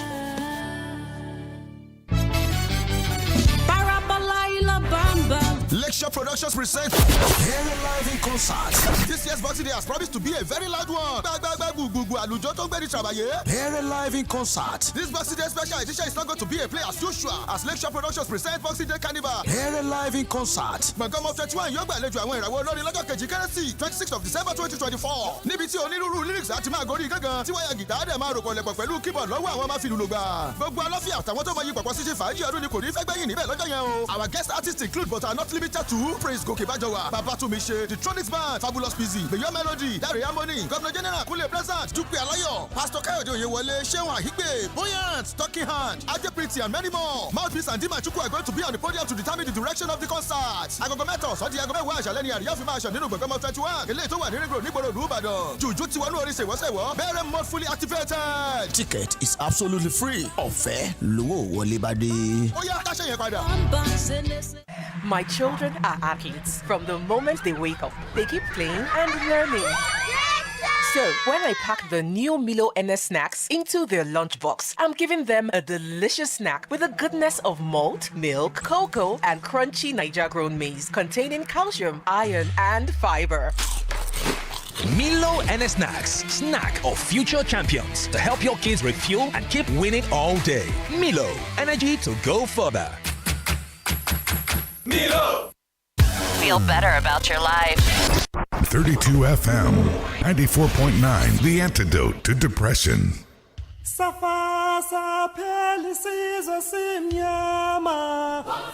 Welcome back. The Podium on 32 FM 94.9. If you're just joining us, we've been doing an analysis of the horrible incident of a stampede that happened on Wednesday here in Ibadan. Lessons to learn, what to be done to prevent a recurrence of this tragic incident. We have Mr. 𝐾𝐈𝐒, the National Emergency Management Agency Assistant General Director on the line. We also have Mr. Solomon Meshach, a childhood advocate, with us on the conversation. We have Barrister Yomi Ogunola and Professor Remi Ayede with us. Let's see if we can take some calls now. Hello, good morning.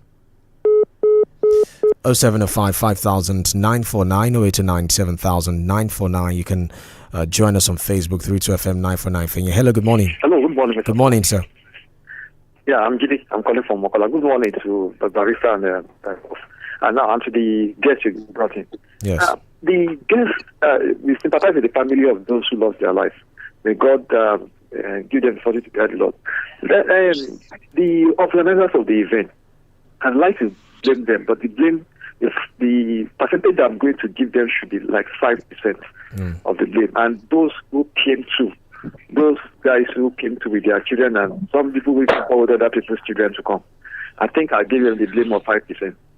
And I give the remaining 90% blame to the government of this country, the policies of the government of this country. Because if there has not been hunger, if there has not been poverty and Oshi, and what they call it, AB and Oshi, wretchedness and all that, people will not leave their house to trek long distances to that place to collect. And what do they even want to give them anyway?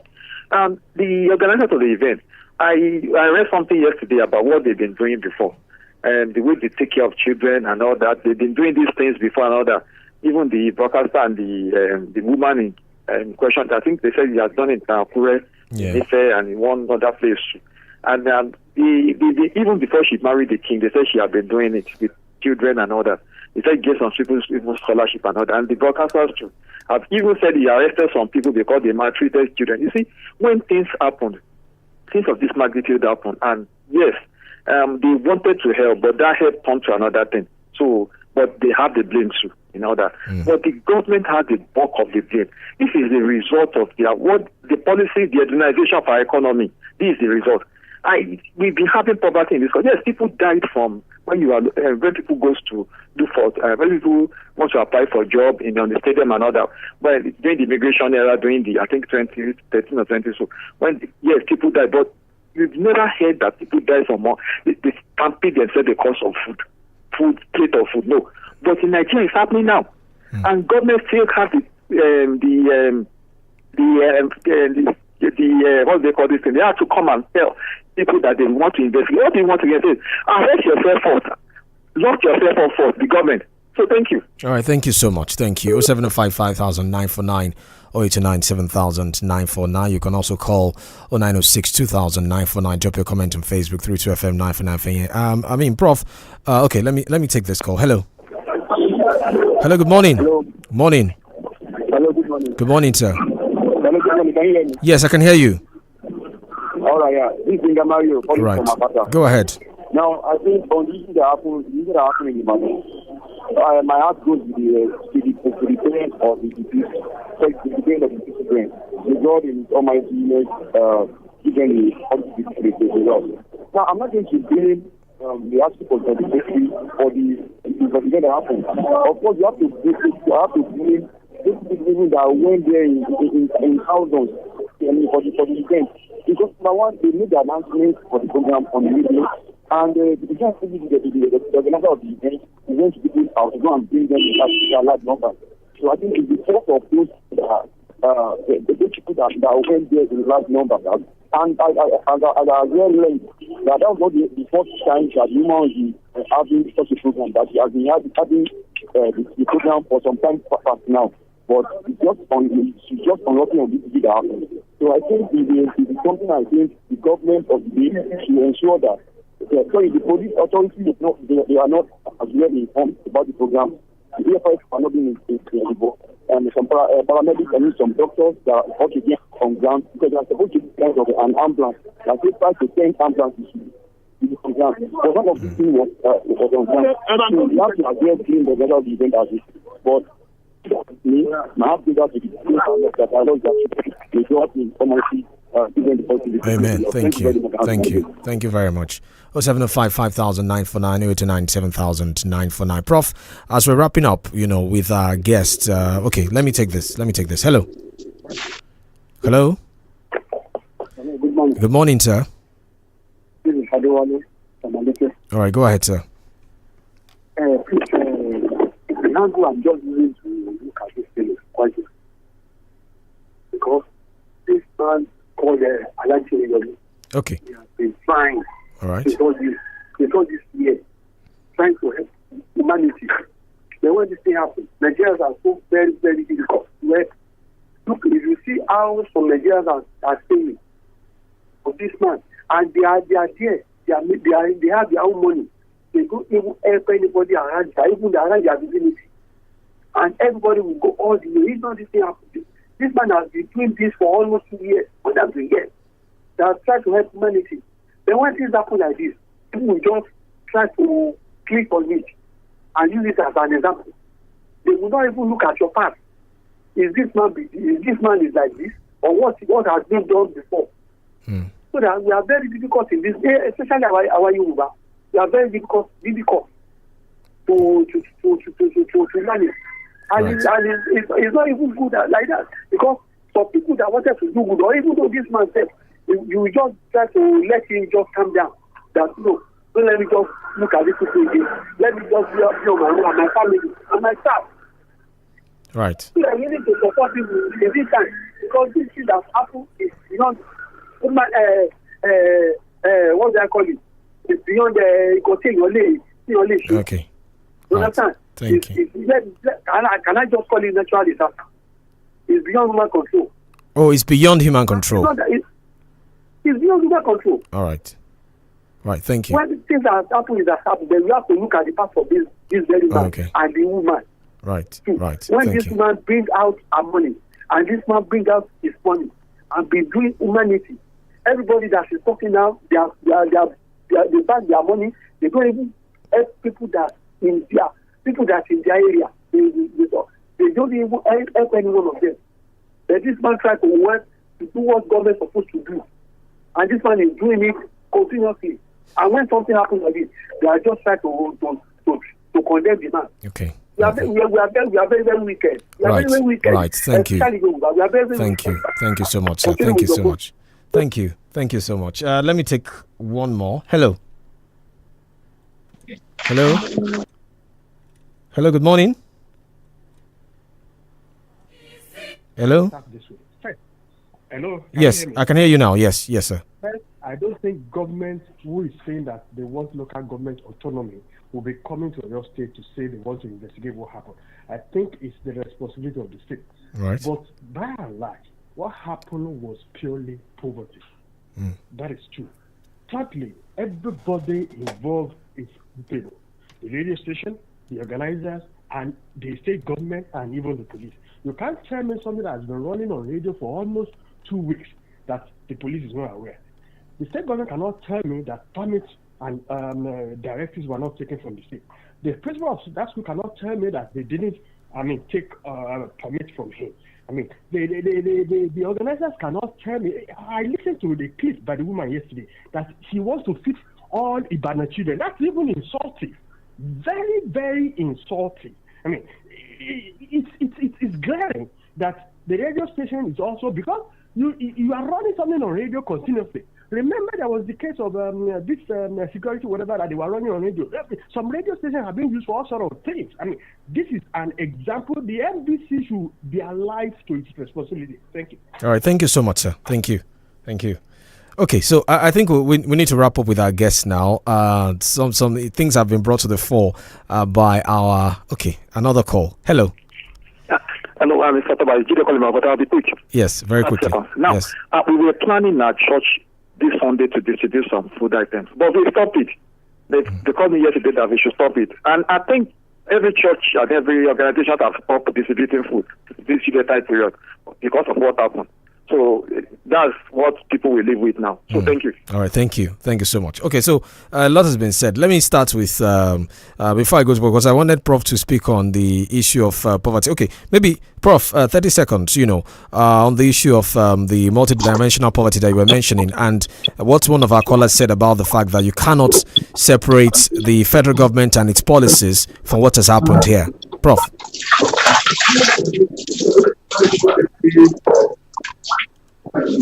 Oh, hello, Prof. Are you with us? Yes, I'm here. All right. Yes. I was talking about Mr. 𝐃𝐈𝐒, please mute your mic, sir. Mute your mic, sir. Please mute your mic. Yes, I'm talking to the Assistant Zonal Director of NEMA, Mr. 𝐃𝐈𝐒. Please mute your mic, sir. Okay. Yes. So, Prof, go ahead. Yeah, to drive off the point about when we talk about poverty, what we are really talking about. And in Nigeria of today, it is multidimensional, and it's such that you have people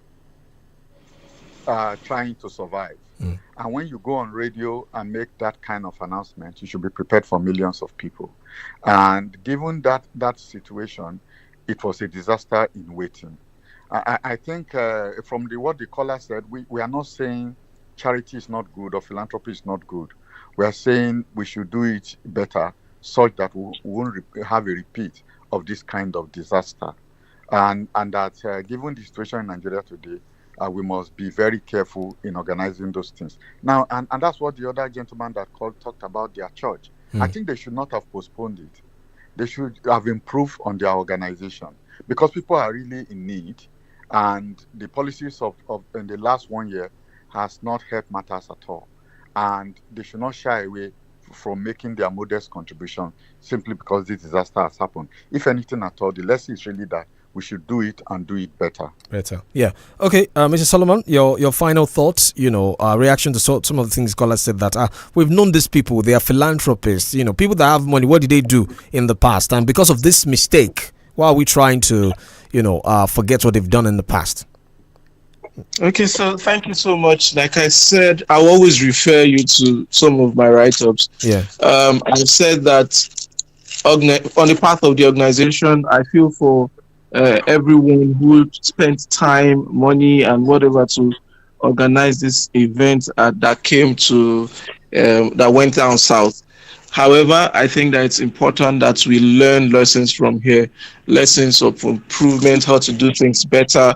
This is not supposed to mean that we should stop whatever good deeds that we think we want to do, because I believe they really meant well for the people. For the families who have lost a child or someone, I feel I also send out my condolences, but please let's keep praying for our nation to be better. Right. When it is better, we will not have cause for some of these little issues that affect us this. Certainly. Let me go to the Southwest Zonal Coordinator. Your final thought as we wrap up.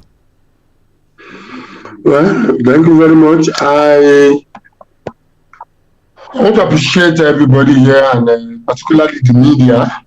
And I want to let the media know that there is power that they have. So after this program, then let it be when it happens, you call us again. From now, let us work together to make sure we mitigate against this effect. And don't forget, everybody should know that disaster management is every one of us business. Thank you. Right. Okay. Thank you so much. Let me throw it to Barrister, your final thoughts and maybe final question to our guests before we let them go. Barrister? Yes, my final question to the guests. Let me hold it, after my comment. Right. You see, government should wake up in Africa, particularly in Nigeria, and live up to their billing. I was reading in the papers a couple of days ago, the Inspector General of Police telling Nigerians that they will start arresting people who are insulting our rulers. Emma call police, Emma call want to pogon. Because who deserves to be insulted if not people who are not doing their job? If you are doing a good job, why would anybody want to insult a good leader? A leader who lives by the provisions of the Constitution, particularly the one dealing with the welfare and security of the people.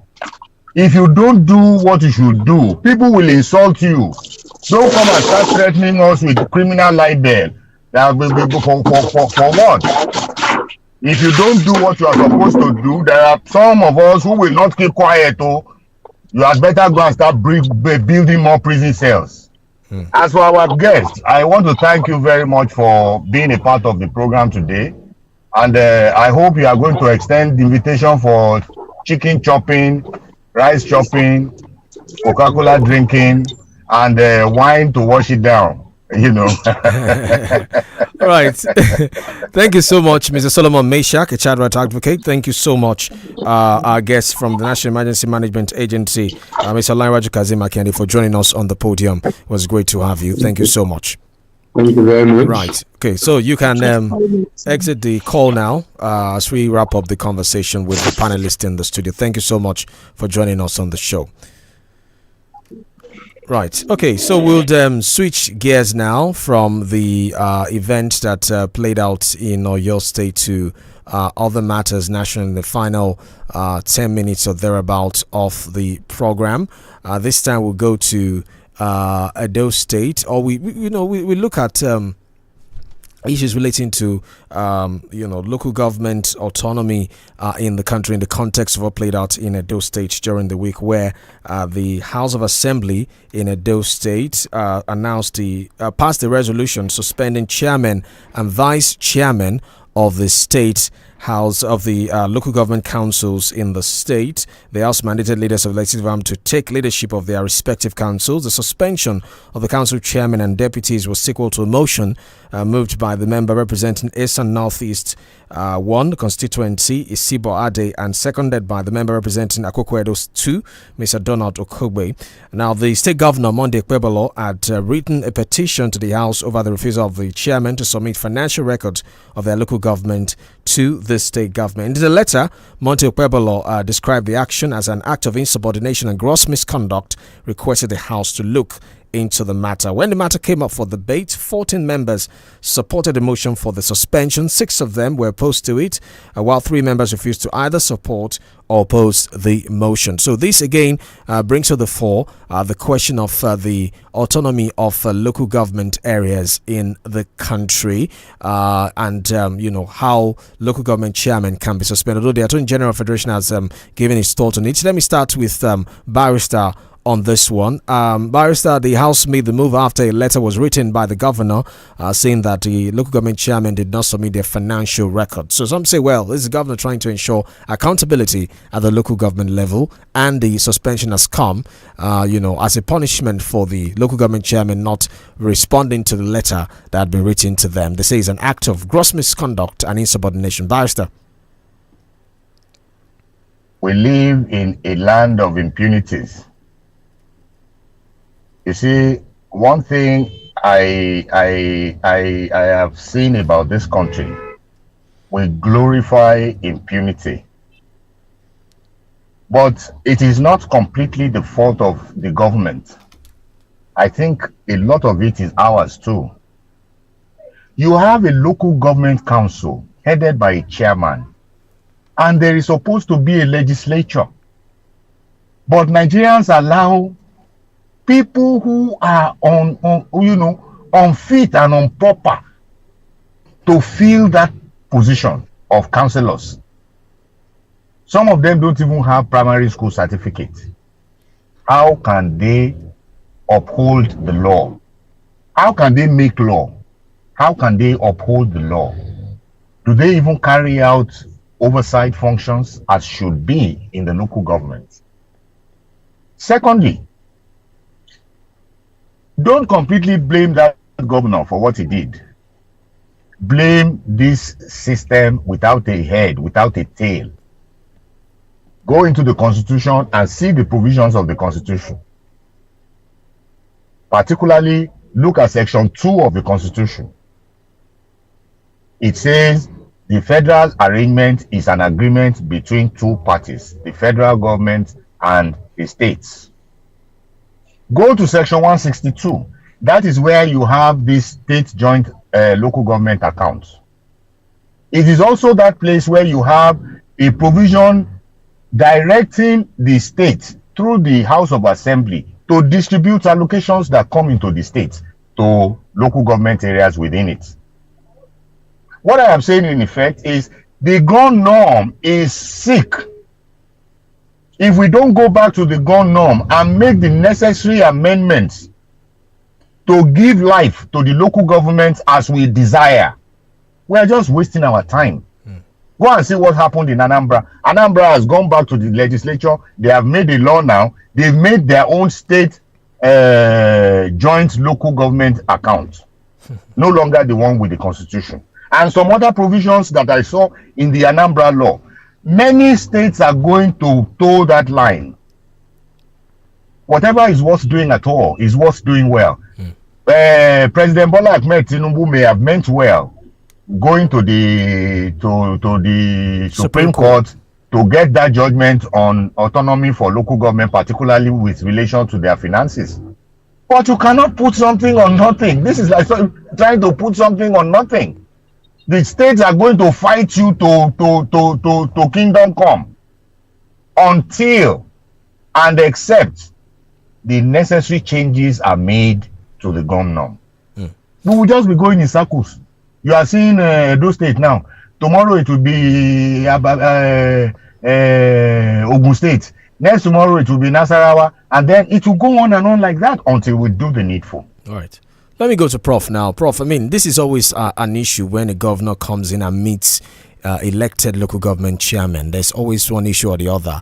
Either there are questions over the financial records, or the governor has a reservation about how the local government chairmen were elected in the first place. We've seen this play out in different states where, LG chairman elected before the governor comes into office are either suspended or sacked. Caretaker committee chairmen are put in place. In some cases, even the HLAs that will run the local government till elections are conducted. So, I mean, what does this say about this three-tier system that we claim to be practicing? Although some governors have said, I mean, to them, there's no three-tier system of federalism. It's the federal and the state government that are, supposed to be the federating units in there. So, what does this say about the system that we practice and the extent to which it is successful in ensuring that no tier of government is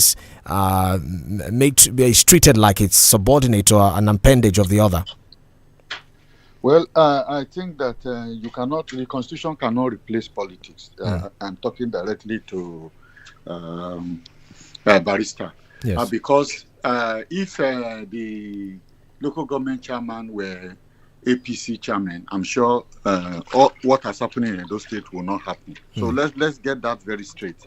It's a political issue, and given the decision that has been made by the Supreme Court, there's a touch of impunity that is very clear, and we need to deal with that. So my own position is really what I've always said, that dialogue among the leaders of the critical tiers of government is very important. If you think that you can undercut people either by using the judiciary, you will find that they will also exercise their own power to undercut you.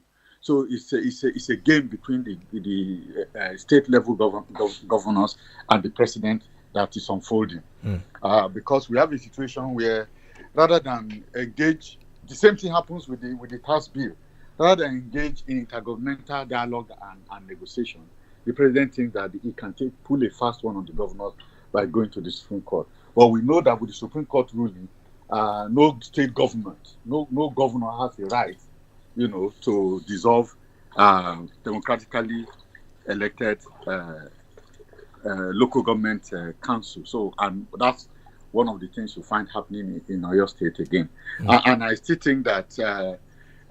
Then, of course, the argument about whether the 2-tier or 3-tier. We have a 3-tier federal system. It's been clearly stated also by the Supreme Court in that July 11 or July 17th judgment. Yes. And whether Yomi Ogunlale likes it or not, I don't think the 3-tier is the problem. The problem is that it's the problem of leadership, that the national required political moderation, negotiation, and the dialogue that is supposed to underscore the operation of our federal system is missing. Governors want to do what they like, and the president also chose to do what they like, rather than demonstrating leadership at national level by bringing governors together and discussing development with them. And now they can collaborate with him to utilize local governments as agencies of development. Until the president does that, we'll continue to have this problem. And I can guarantee you that even if we do a referendum today, Nigerians will not vote against a 3-tier federal system, because there are many local governments, many communities in many states that without local government, they will be forgotten in the states by the dominant group within those states. And that's why the local governments at the 3-tier system of government, the 3rd tier, is very well informed by the demands of Nigerians, especially minorities in the various states. Okay, let me quickly wrap up with Barrister. I mean, from what Prof said, as much as you want to look at the laws, there are also political intrigues that you must navigate to ensure that each party is satisfied in all of this in terms of implementing the autonomy of the government. Perhaps the federal government also had this in mind when it set up that committee as well to look at how the ruling is going to be implemented. Some state governors also set up their committee. So this shows that, I mean, the NGF, the Nigerian Governors Forum, is a powerful bloc. Governors are very powerful. You need to find a way politically to deal with them. The example that Prof also brought, the tax reform bill, is also very key here. So navigating the complexity of the politics before you insist on implementing the ruling or going by the rule of law. Yes, Barrister. Yes, thank you very much. It has always been my position. I mean, for a very long time, I have not seen a president like the present one we have, who thinks he will perform best if he acts like a dictator, like a terror, on the people. Like Prof said, it's a political dispensation, and politics is about joy-joying. But when a man just wakes up in the morning and by intuition just goes, okay, this is what I want to do, it is the same fate that a tax reform bill is facing. Very good bill at that. But because of the approach of this president is why you are seeing all the so-called opposition coming for it. The same thing happened with the autonomy bill for local governments. Governors ought to have been brought on board. Look, this is what we want to do. rather than a two-tier system, we are thinking of a three, so that we can do this, we can do that, and then they can all discuss, especially after following the Supreme Court judgment on monetary policy, which says if there are issues of such magnitude, the president is supposed to consult. How can he continue to make the same mistakes over and over and over again? This was what he did with subsidy. This was what he did with the expatriate levy. This is what he is doing with almost everything that is coming on his table. He does not own Nigeria. Maybe it is time we start telling him that he does not own Nigeria. You can imagine now your Inspector General of Police is telling Nigerians they will start arresting them for insulting rulers. Cannot insult the. Are you all people in that place just to steal money and do whatever you like? No. If Nigeria is practicing a democracy is founded on laws. If you don't comply with the laws, people like me will come out and shout. Right. So like go and build more prisons for us. Right. Thank you so much, Barrister. Thank you so much, Prof. We'll be back again next Saturday at 9 a.m. right here on the podium on 32 FM 94.9. So that will be after Christmas. So let me wish you Merry Christmas, Barrister and Prof. And next Saturday we'll be doing the last edition of the show for the year 2024. So thank you, Prof. Thank you, Barrister. I wish you same, Toba. Thank you so much, sir. Thank you so much. Merry Christmas. Merry Christmas. My name is OLORUNTOBA YUSUF. Enjoy the rest of your Saturday and have yourself a wonderful Christmas celebration. Be back again next Saturday.